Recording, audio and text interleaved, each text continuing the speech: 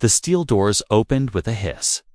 Cold air swept through the corridor as Commander Jiraka stepped into the human holding area. Her tall figure, covered in dark silver armor, made the guards around her go silent. Her eyes glowed softly, blue and cold, like ice on a dead world. This was not her first visit to a prison. But this was her first time visiting a human one. The outpost had been captured just 5 days ago. Humans had fought hard, but they were outnumbered. Jiraka arrived after the battle was already over. Her job was to reorganize the facility and break the spirit of the remaining prisoners, especially one in particular. She glanced at the tablet in her hand. One name flashed across the screen: Cole Matthews. Human male, mid-level soldier, record of defiance, refused to kneel, refused to speak during interrogation, refused to show fear. Jiraka smiled slightly. But it wasn't warm. "Let's see what makes you special," she whispered to herself. She walked into the observation room, where a thick glass wall separated the cell from the rest of the hallway. There he was sitting calmly on the floor of his cell, arms resting on his knees, eyes half closed like he was meditating. No chains, no crying, no signs of panic. When she stepped closer, he slowly opened his eyes and looked directly at her. Not at her armor, not at the guards behind her, but into her eyes. She frowned. Most prisoners couldn't hold her gaze for more. Then 3 seconds, he didn't look angry, didn't look broken. He looked calm. She pressed a button on the wall. The glass darkened slightly, so only her voice could be heard from his side. "You know who I am?" she asked. He nodded once. "You're the one in charge," he said simply. Jiraka waited for more, but he didn't speak again. "You're not going to kneel?" she asked, more amused than angry. "No," he replied. "Why?" she said, narrowing her eyes. "Because I don't kneel to loneliness," he said. Her breath caught for half a second. It wasn't the insult. It wasn't even the words. It was the way he said them, like he wasn't trying to win anything. He wasn't playing a game. She turned off the mic and stepped back. One of her lieutenants leaned toward her. "Should we begin the pressure protocol?" "Starvation, heat shifts, sleep deprivation, no," she said quietly. "Not yet." She walked away, but her mind stayed behind, replaying the moment again and again, his eyes, his calm voice, the way he wasn't afraid of her not like others were. He wasn't mocking. He wasn't trying to charm her either. That made it worse. Later that night, she sat in her private quarters, staring at his file again. His military record wasn't extraordinary. He wasn't a hero, wasn't a spy, wasn't even a high-ranking officer. It's just a basic soldier who refused to break. She wondered if that was what made him so dangerous.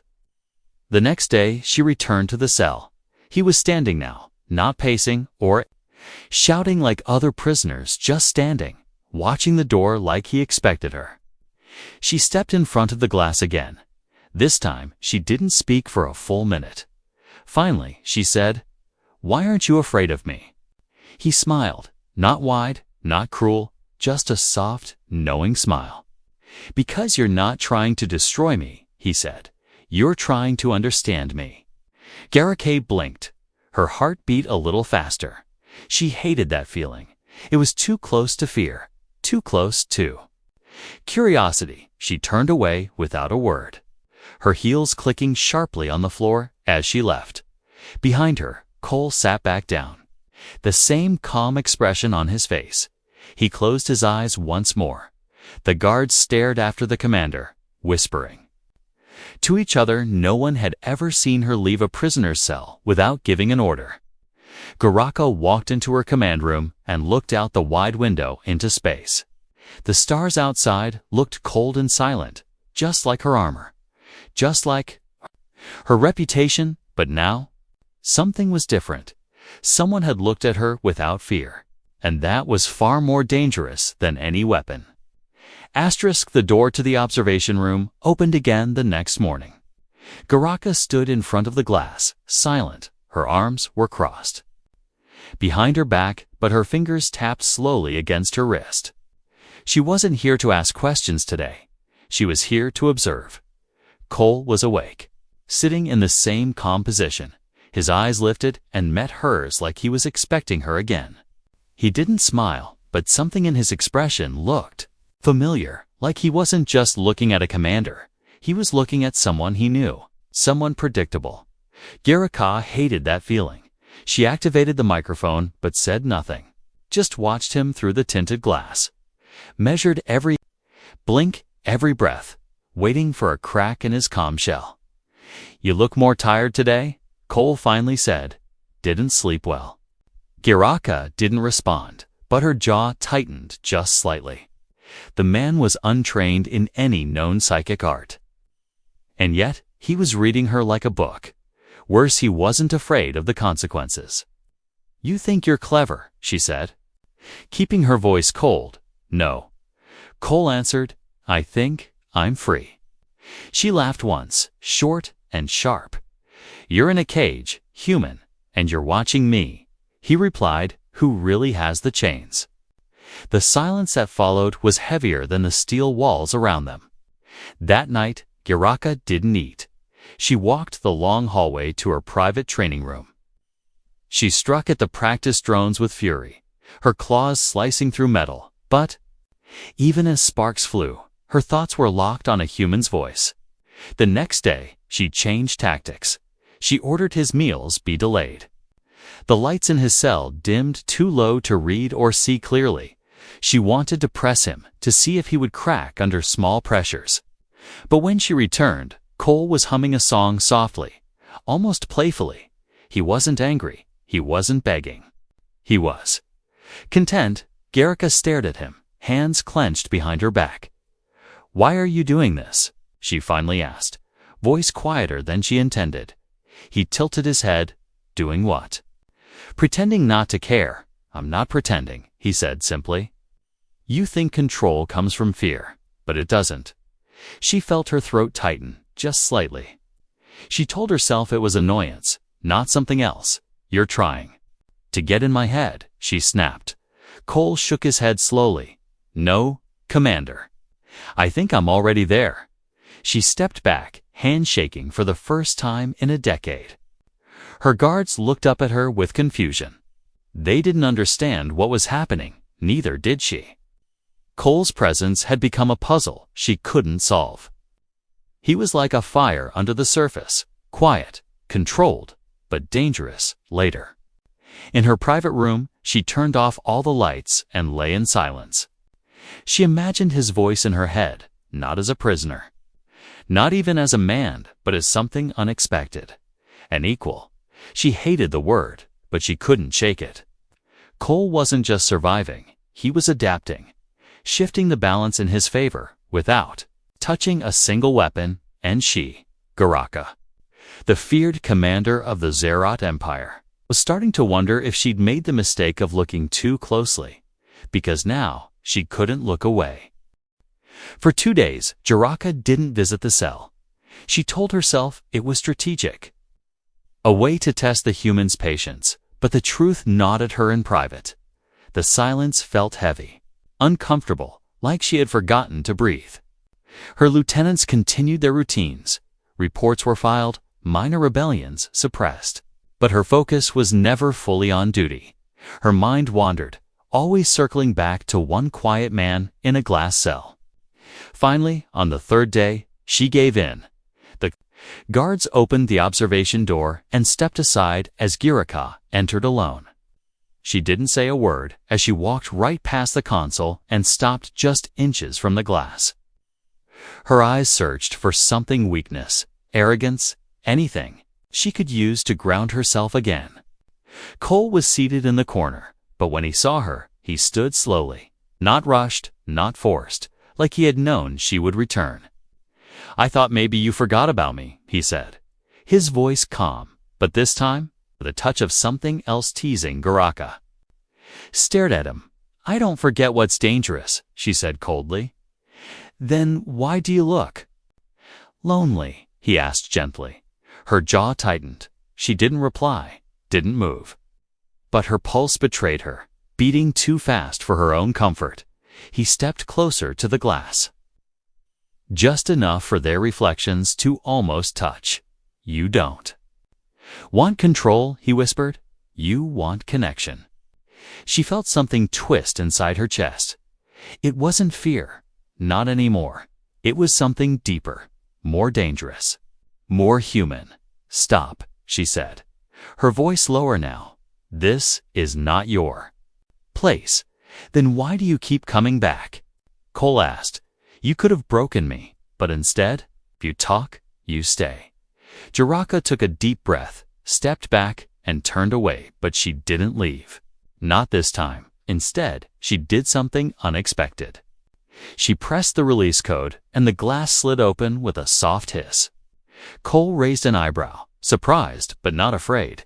She stepped into the cell and stood only a meter from him. Silent, watching, weighing her next action like it was a battlefield. Decision. Then she spoke, almost in a whisper. My people don't allow us to speak to prisoners like this. Cole didn't answer right away. Then, softly, he said, maybe your people are afraid of what happens when you stop pretending you're above everyone. That sentence hit her like a blade, not because it was cruel, but because it was true. I don't know why I'm here, she admitted quietly. I've conquered hundreds of worlds, ended wars with a single word, and yet, here you are, Cole replied, standing in the same space as someone you once called weak. She looked down at her clawed hands, hands that had destroyed fleets, leveled cities, but here, they trembled, just a little. Then, without planning it, she sat on the cold floor across from him, the way he always sat, grounded, centered, human. No cameras were running. No guards were watching. It was just her and him now. Two lives that should have never touched, yet somehow had. They didn't speak for a while. Just breathed the same air in silence. And for the first time since Jiraka had become a commander, she felt still, not victorious, not powerful, just still, that night. She didn't return to her quarters. She stayed just outside the cell, sitting against the wall like a soldier on quiet watch. Her armor scratched and silent, her thoughts louder than ever. Something was changing, and she didn't know if it was weakness or the beginning of something stronger than power. Jiraka didn't tell anyone where she was that night. She gave no orders, no reports, and ignored every transmission. Her second-in-command grew nervous, but didn't dare question her silence.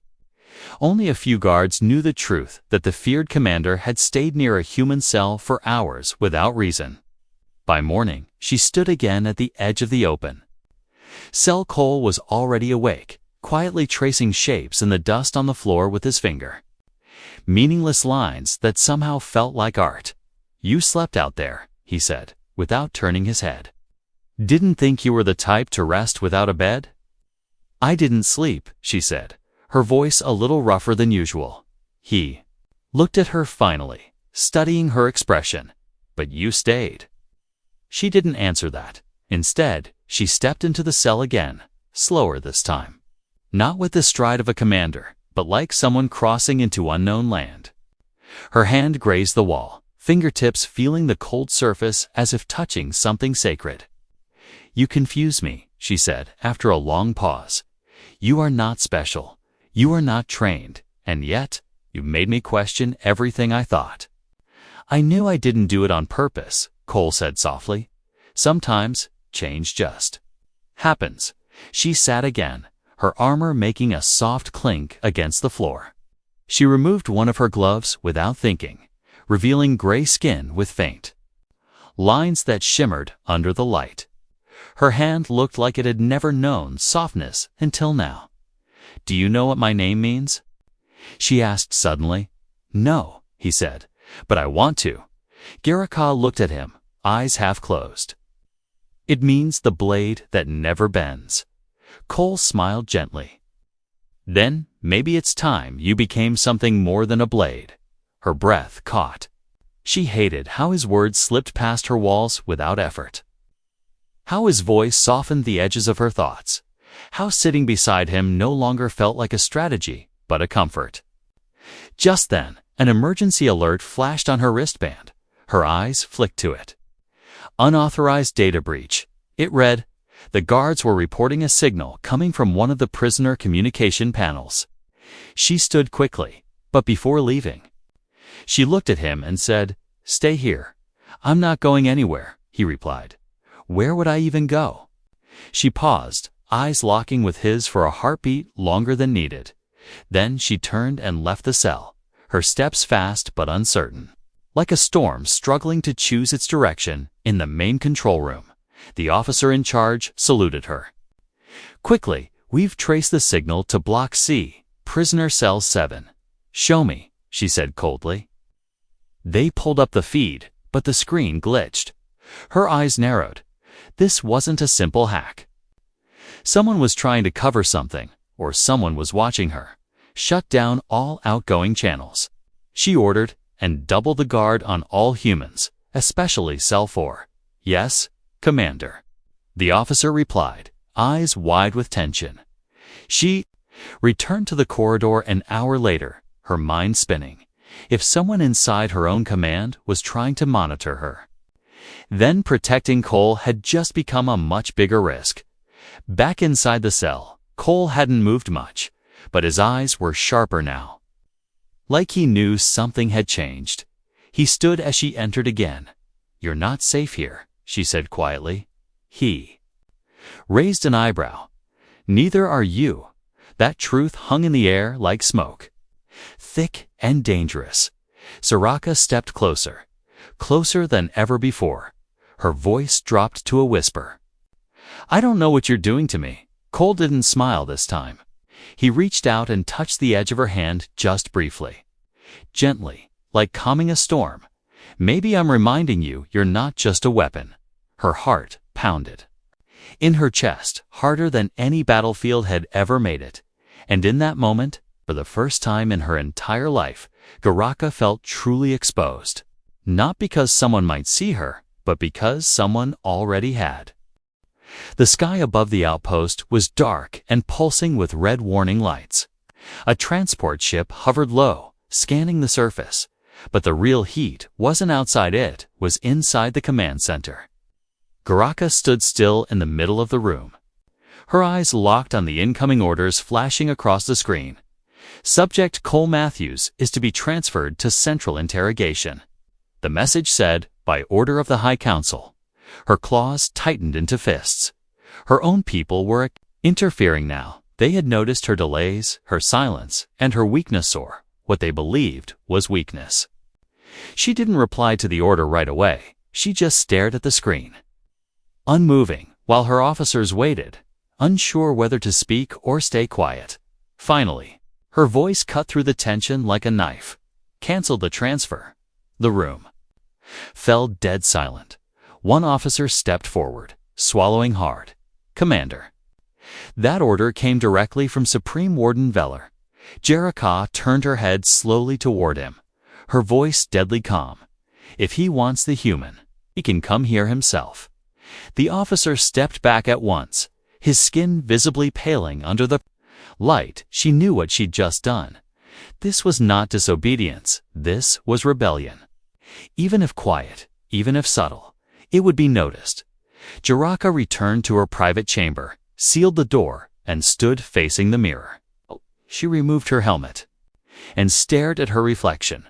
Her eyes were still sharp, her face still fierce, but her heart was shaking, and the reason was still locked in a small room below her feet. She went there again, without armor, without guards. Cole was standing when she arrived, his expression unreadable this time. "They're taking you away," she said softly. "They think I've grown." Attached, he didn't look surprised. "Are they wrong?" She walked toward him, slow, deliberate. "I don't know what this is," she admitted. "But I know I won't let them break it, even if it breaks me first." Cole took a step closer, not defiant, not proud, just present, real, warm, and a place built from cold metal and silence. "You don't have to save me, Jericka," he said gently. You just have to choose what you want to be. She felt something shift in her chest. Like ice cracking under sunlight, she reached out. Touched his shoulder, not in command, not in threat, but in something close to trust. I've been many things, she whispered. A conqueror, a judge, a ghost to my own kind. Cole looked into her eyes, unflinching. Then, maybe it's time you became something real. Outside the cell, footsteps echoed, loud and fast. A voice shouted from the hallway. Commander, the Central Fleet is en route. ETA 2 hours. She didn't flinch, didn't turn. She looked only at him. You're not safe here. She said again, they'll use you to punish me. I know, he said. But if I leave, they'll hunt you instead. She shook her head. Then we leave together. He blinked once, surprised for the first time in days. You'd abandon your post. I'd abandon the lie that I'm just a commander, she said. Because the truth is, I'm tired of pretending I don't feel anything. The door slid shut behind them as she stepped out of the cell. Cole followed, quiet and steady. Like a shadow with a heartbeat, Garika gave no orders, told no guards. She simply walked into the shuttle bay and entered one of the stealth ships. Every second was a risk. Every step a betrayal of everything she once stood for. But for the first time, it felt right, as the ship lifted into the stars. Cole turned to her and asked softly, "Where are we going?" Garika looked out the window, her voice like a whisper in the dark. Somewhere no one gives orders. Not even me. And just like that, the coldest blade of the Empire vanished into the night. Not as a soldier, but as someone finally learning how to feel. The stolen stealth ship drifted quietly through the stars. Far from any mapped route, its black hole blended with the dark of space. Silent, unseen, Garika sat in the pilot seat, eyes fixed on the blinking lights of the navigation panel. But her mind was elsewhere. Cole sat behind her, arms crossed, saying nothing for a long time. He didn't ask where they were going. He didn't ask why she had risked everything for him. Maybe he already knew. They had shared a prison. But now they shared something more dangerous, a choice. And that choice had already drawn blood. 3 hours into the flight, a red alarm blinked. Garika narrowed her eyes. Tracking signal, she muttered. They placed a tracer on the ship. She cursed under her breath and pulled the controls sharply to the left. The ship dropped into a nearby asteroid field, bouncing through narrow gaps, metal scraping stone. The engines howled as warning lights danced across the controls. Cole grabbed a safety bar. "You sure this is better than interrogation?" he joked, trying to stay calm. She gave him a sideways glance. "We might die here, but at least we died together," he said with a half smile. Garika rolled her eyes, but a hint of a grin tugged at her lips. The ship scraped through the last rock wall and slipped into open black again. The signal was gone, but not for long. They would come. And soon she landed. The ship on a cold moon with no name. The sky was dim and gray. The air thin but breathable. They stepped outside, silence all around them except for wind against the dust. For a while they just walked, far from the ship, away from the noise and pressure. Garika's boots crunched against the dry stone while Cole walked beside her, hands in his pockets, eyes watching the stars above. Finally, he stopped and turned to her. "So what now, Commander?" She looked at him, and for the first time since she was young, she didn't know the answer. "I don't know," she whispered. "I don't even know who I am without the uniform." He stepped closer, slowly, not with force, but with care. "Then maybe it's time to find out." She looked down, her throat tightening. "I've never been weak," she said, "but with you, I feel not weak, just different." Cole nodded.